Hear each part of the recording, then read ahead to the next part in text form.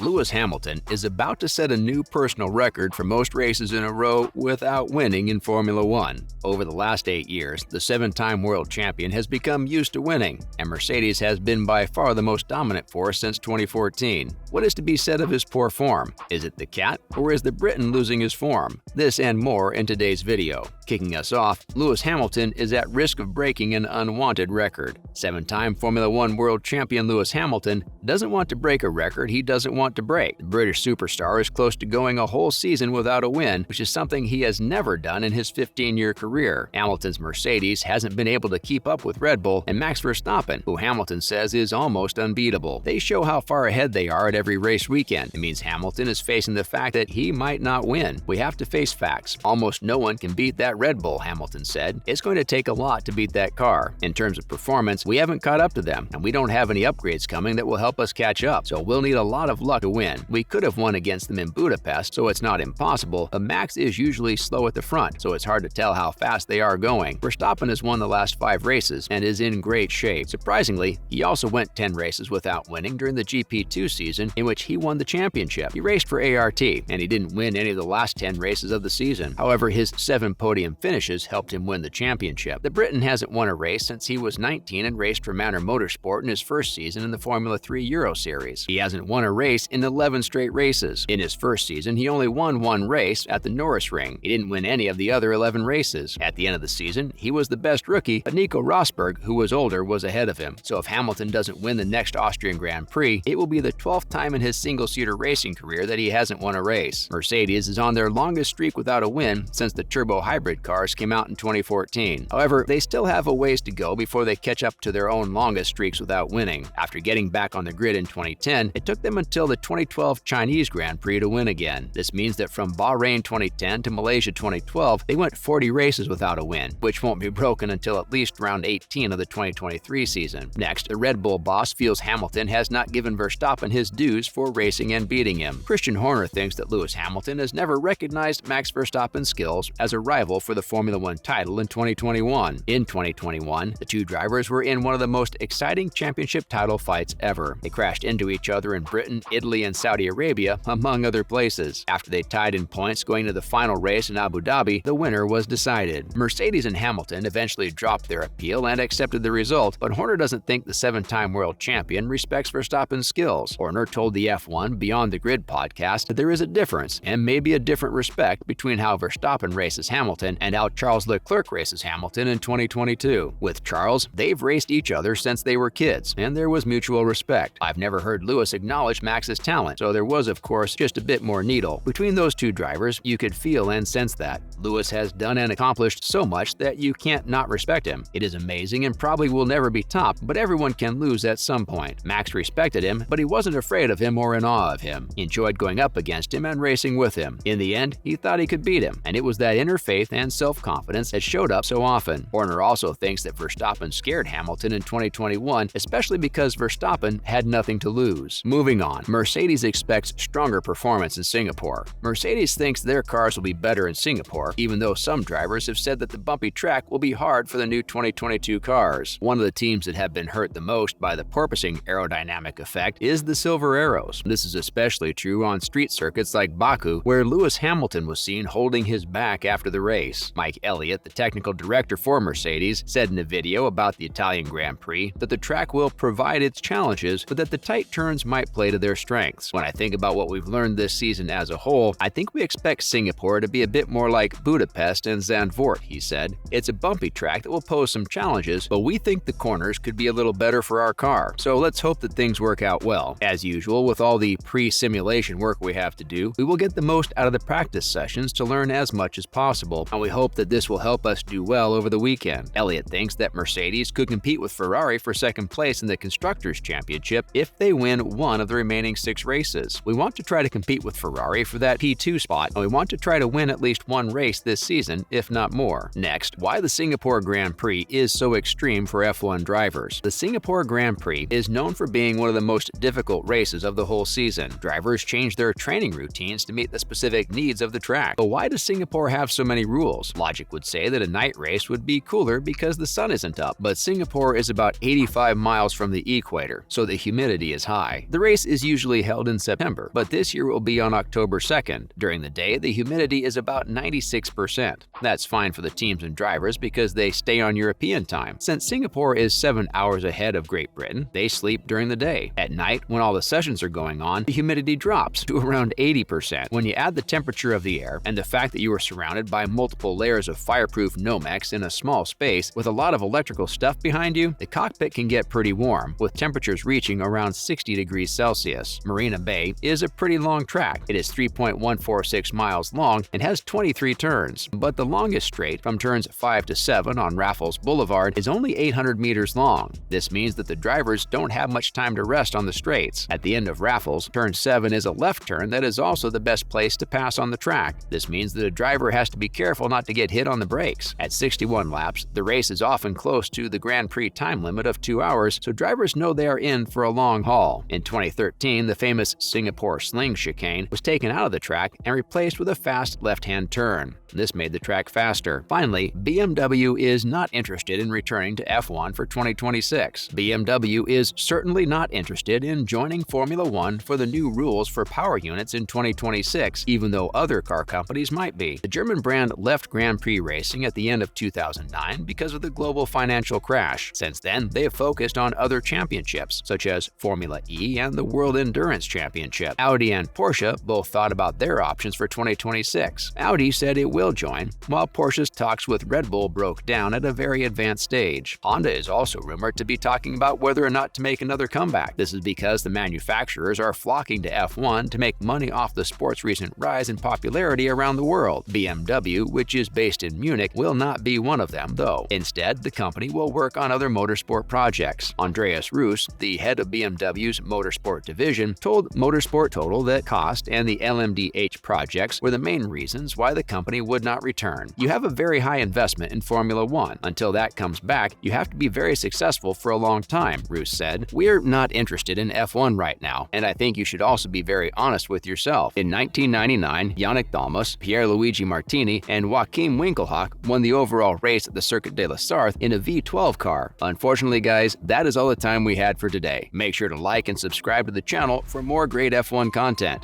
Till next time, cheers!